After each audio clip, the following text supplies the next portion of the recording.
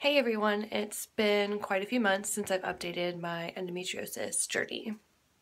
On 11/11 of 15, I had my second surgery, which is actually like 1 year anniversary of my first surgery, which was my diagnostic and removal of endometriosis.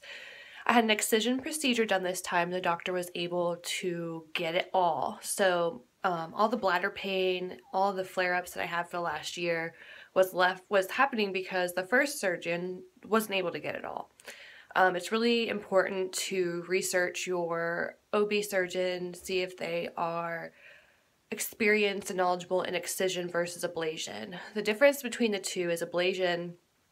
Imagine a iceberg. Ablation just gets the top, doesn't get the surface of the endometriosis, so it just grows back.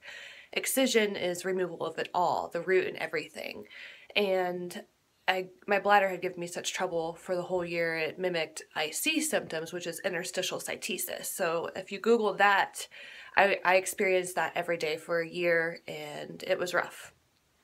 Now I've been doing the Lupron depot treatment for 3 months. I've heard absolute horror stories from women who have become crippled from this drug, to women who have said it saved their life and they were able to conceive. So it's really hard to decide. That was my cat. It's really hard to decide, like, based on reviews you're reading, reports, people messaging on Facebook saying, don't take the drug, it ruined my life. And then you have people who are like, it saved my life. I was able to have 3 children after the Lupron. Everybody, not everybody, but everybody is different.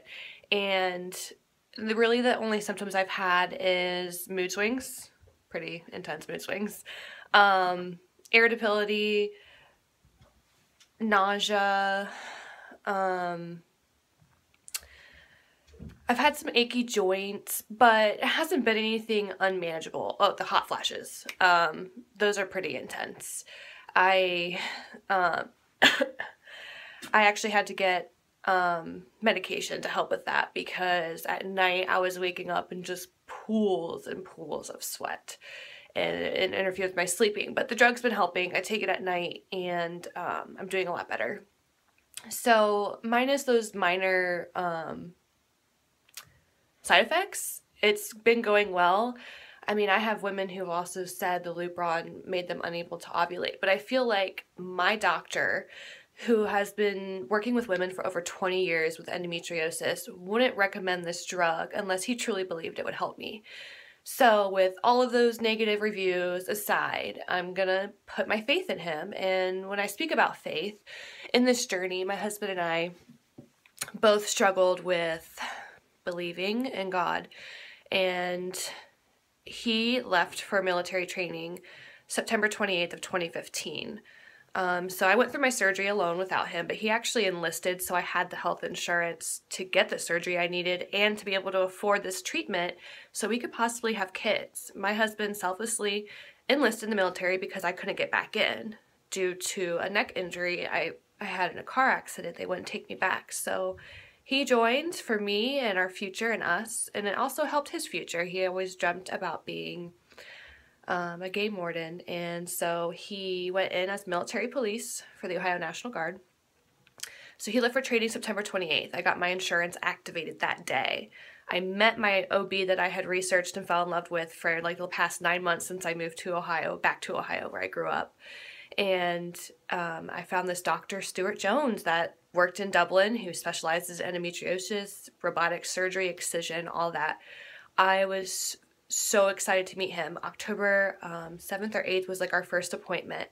I was having flare-ups. I was taking birth control every day since July because in June my period landed me in the ER. It was probably the worst flare-up of my life. I actually considered death and told them to give me a full hysterectomy. That's how bad the pain was.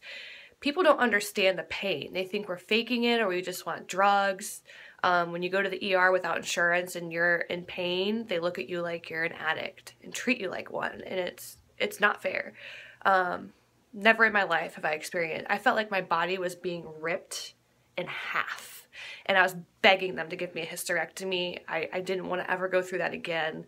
I literally wanted to die, and I've never felt that way before. So my doctor put me on birth control every day, starting as soon as that happened. And even on birth control every day, not allowing a cycle to happen, I was having a flare-up every 3 weeks that knocked me down. I could not move, literally could not move. I was laying on the couch. My husband would have to pick me up, carry me to the bathroom, pull down my pants, help me go to the bathroom, help me wipe, carry me back to the couch, and that was me for 4 to 5 days every 3 weeks. That's not, you can't live that way. You can't keep a job that way. You just can't do that over and over and over and keep your sanity. So when my doctor saw the flare-ups over and over and over, he pushed for surgery for me right away. Like, he was gonna wait till January, but he got me in. We did it November 11th, ironically the same day as my 1-year anniversary. And since that surgery, I've felt zero pain. None. So I healed from the surgery. We started the Lupron January 1st. I'm on month 3. I have 3 more to go. And then our plan is fertility treatments and hopefully conceiving this year. I hope. After trying for 4 years and gaining 4 animals. Well, I already had the Chihuahua. Then we got the dog, Dexter, in Florida. I know I'm like all over the place, ADD. Grew up in Ohio. Moved down to Florida for 6.5 years, met my husband, married him, brought him back up here. So this March marks 4 years of trying, and hopefully we'll conceive. We already got names picked out. I'm hopeful, and since we both reconnected with God, we actually both reconnected with God. See, I'm going back. I got off on a tangent. He was away at training. I was at home, and the same week, because we couldn't talk to each other, we wrote letters. We only got to speak to each other on Sundays for like 20 minutes at a time, every Sunday, that's it.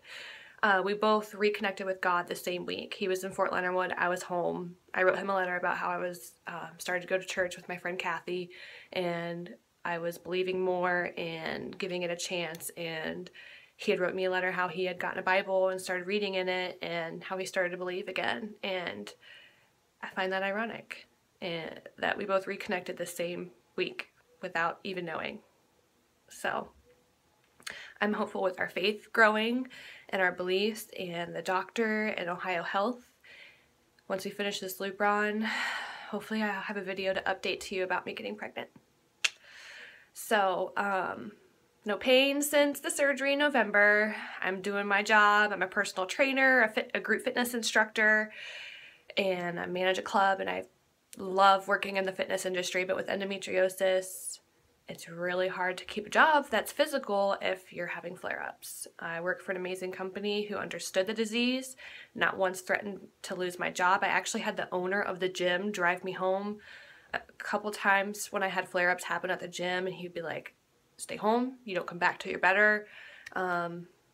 Amazing person. So I just feel blessed right now, and I just wanted to update you guys all on my status. Hope you have a great day. Endo Warrior out.